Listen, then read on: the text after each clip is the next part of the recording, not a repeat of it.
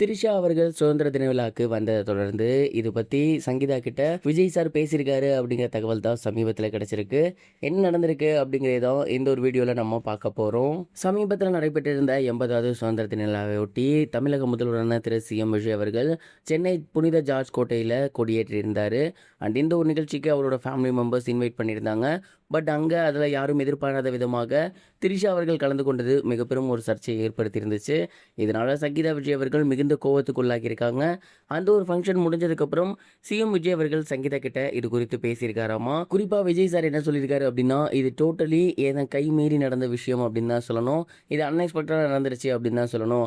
ஏன்னா இந்த ஒரு ஃபங்க்ஷனுக்கான ஏற்பாடுகள் அரேஞ்ச் பண்ணிட்டு இருக்க டைமில் வீட்டில் இருக்கவங்களுக்கு அழைப்பு கொடுத்துருக்கேன் அப்படின்னு மட்டும் தான் சொன்னாங்க. மற்றபடி யாரெல்லாம் வருவாங்க அப்படிங்கிறது எனக்கு தெரியாது.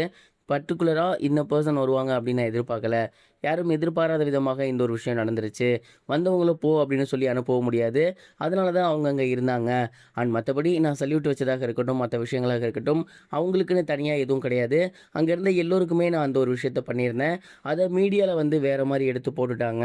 இதுதான் நடந்துச்சு, தயவு செஞ்சு நம்பு அப்படிங்கிற மாதிரி விஜய் சார் வந்து சங்கீதா மேம்கிட்ட பேசியிருக்காங்களாமா. இருந்தாலுமே சங்கீதா மேம் இந்த ஒரு விஷயத்தில் மிக பெரும் கோவத்துக்குள்ளாக்கியிருக்காங்க. ஏன்னா சமீபத்தில் தான் இந்த ஒரு டிவோர்ஸ் இஷ்யூ அப்படிங்கிறது மிகப்பெரிய ஒரு விஷயத்துக்கு போணுச்சு.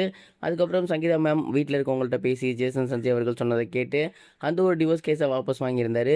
எல்லாம் ஓவர், இதுக்கப்புறம் எந்த பிரச்சனையும் இருக்காதுன்னு நினைக்கும் போது சடனாக சுதந்திர தின விழாவில் அவங்க கலந்துக்கிட்டது அப்படிங்கிறது உண்மையிலேயே ஆடியன்ஸாக ரசிகர்களை நமக்கு மிகப்பெரிய ஒரு கோவத்தை உண்டாக்கி இருக்கும் போது அவங்களுக்கு சங்கீதா மேமுக்கு மிகப்பெரிய ஒரு கோவம் வந்ததில் தப்பே இல்லை அப்படிங்கிற மாதிரி தான் எனக்கு தோணுது. இந்த மாதிரியான சுச்சுவேஷன்ஸை தவிர்த்திருந்தா ரொம்பவே நல்லா இருந்திருக்கும் அப்படிங்கிறது தான் பெரும்பாலான விஜய் சாரோட ரசிகர்கள் சொல்லக்கூடிய ஒரு விஷயமாக இருக்குது.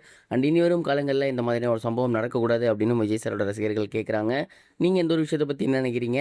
மறக்காமல் உங்களோட தட்டை கமெண்ட் பாக்ஸில் ஷேர் பண்ணுங்கள். இது ஒரு புறம் இருக்க, பிரபல இசையமைப்பாளரான அனிருத் அவர்கள் அஜித் சாருக்கு பண்ணியிருந்த ஆலுமா டோலுமா பாடல் குறித்து ஒரு சில விஷயங்கள் ஷேர் பண்ணியிருந்தார். குறிப்பாக அவர் என்ன சொல்லியிருந்தார் அப்படின்னா, ஆலுமா டோலுமா பாடல் எனக்கு சுத்தமாக பிடிக்கவே இல்லை. ஒரு மிகப்பெரிய ஒரு எனர்ஜெட்டிக் சாங்காக எனக்கு வேணும் அப்படின்னு தோணுச்சு. பட் இந்த பாடல் அதை ஃபில் பண்ணாத மாதிரி இருந்துச்சு. நான் வந்து ஷூட்டிங் ஆரம்பிக்கும் போதே சார்ட்ட சொன்னேன், இந்த பாடல் வேணால் கொஞ்சம் ஷூட்டிங்கை தள்ளி வைங்க அப்படின்னு. பட் அவர் எனக்கே தெரியாமல் எடுத்துட்டாரு. அதை ரிலீஸ் பண்ண வேணாம்னு நினச்சிட்டே இருந்தேன். அஜித் சார் தான் கால் பண்ணி பாடல் ரொம்பவே சூப்பராக இருக்குது, கண்டிப்பாக ஹிட் ஆகும் அப்படிங்கிற மாதிரி சொன்னார். அவர் சொன்னதுக்கப்புறம் தான் எனக்கு அந்த பாடல் மேலே நம்பிக்கையே வந்துச்சு. அண்ட் அஜித் சார் சொன்ன மாதிரியே அந்த பாடல் ரிலீஸ் ஆச்சு. அஜித் சார் ரசிகர்கள் மத்தியில் மிகப்பெரிய ஒரு வரவேற்பு பெற்று இருந்துச்சு. இப்போ வரைக்கும் அஜித் சாரோட ஃபேவரட் லிஸ்ட்டில் அந்த ஒரு பாடலும் இருக்குது. இப்படி தான் அந்த பாடல் உருவானுச்சு அப்படிங்கிற மாதிரி அனிருத் அவர்கள் சொல்லியிருந்தார். ஆலுமா டோலுமா பாடல் நம்ம அவ்வளோ என்ஜாய் பண்ண ஒரு பாடல். பட் அந்த ஒரு பாடல் அனிருத் அவர்களுக்கு நம்பிக்கையே இல்லை அப்படின்னு சொல்லியிருக்குது. எல்லோருக்குமே மிகப்பெரிய ஒரு ஆச்சரியத்தையும் வியப்பையும் ஏற்படுத்தியிருக்கு. இது வரைக்கும் கனெக்டிங் டிவிக்கு சப்ஸ்கிரைப் பண்ணனா மறக்காமல் சப்ஸ்கிரைப் பண்ணிக்கங்க. உடனடி அப்டேட்ஸ் பெறுவதற்கு நோட்டிஃபிகேஷன் பெல்லையும் கிளிக் பண்ணிக்கங்க.